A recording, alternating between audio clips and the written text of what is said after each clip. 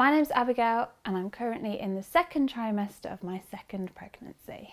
There are huge advantages to CGM in pregnancy. It's so much easier to see hour by hour what your blood sugars are doing, which means you can predict what's going to happen next sometimes and work really quickly if things have started to go a bit wrong, rather than having to rely on the finger pricks, which aren't always as accurate.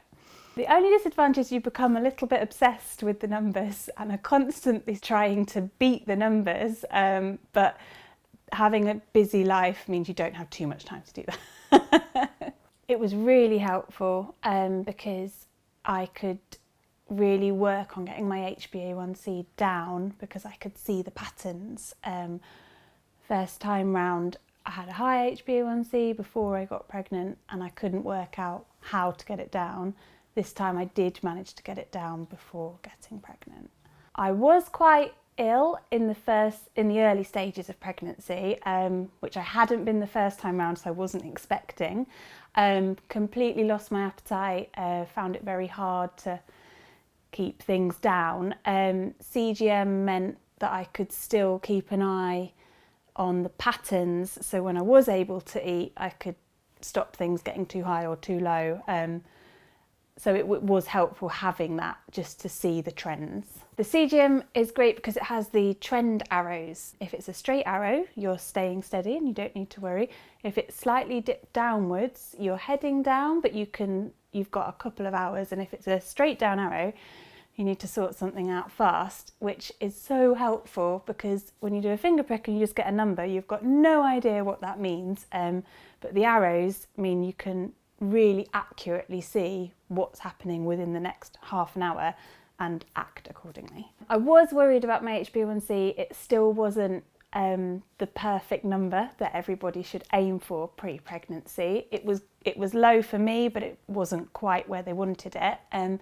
So there are the concerns of having a higher HbA1c in early pregnancy, and then being quite ill during early pregnancy meant it was really hard to get a stable control, but we've got through it. CGM meant that even when I had a bad day, I could look back at patterns over the week or the month or the last 3 months, which was reassuring that you do have bad days, but not everything is a bad day and you can get things back to normal again fairly quickly. Top tips for CGM.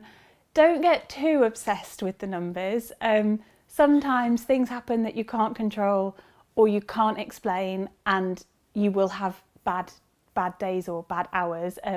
But overall, it's so helpful, especially for seeing the patterns. For me, the best thing about the CGM with meal highs was realising the difference about injecting half an hour before and giving the insulin the time to kick in before I ate. If I inject and eat straight away, the spike is huge, whereas giving the half an hour gap for me has made a massive difference. Seeing how different foods affected my blood sugar levels definitely made me reconsider some meal choices and completely cut out some things for this pregnancy. I can't wait to get back to having jam on toast. It's really interesting looking back at data, especially when you match it up to what you were doing that day, which is why I find having a calendar very useful, because I can see exactly what went wrong on a day or why a day went really right. So seeing those patterns can help you plan for future things as well. So if I know that I've got a day coming up where I'm going to be all over the place, I need to plan my meals and I need to tell the people I'm with, oh, I need to eat at this time, to try and keep things as balanced as possible. So for me personally, I struggled well into the second trimester, was still feeling quite ill and struggling to get good control every single day. I'd have good days and then I'd have 3 terrible bad days and feel really guilty about what was happening. But with pregnancy, that's what seems to happen sometimes, and as I've come towards the end of the second trimester, it has got easier. Things seem to have evened out a bit more, so hopefully it'll carry on till the end. Using CGM has been really helpful when changing the amounts of insulin that I've been using because of the insulin resistance as the bumpers got bigger.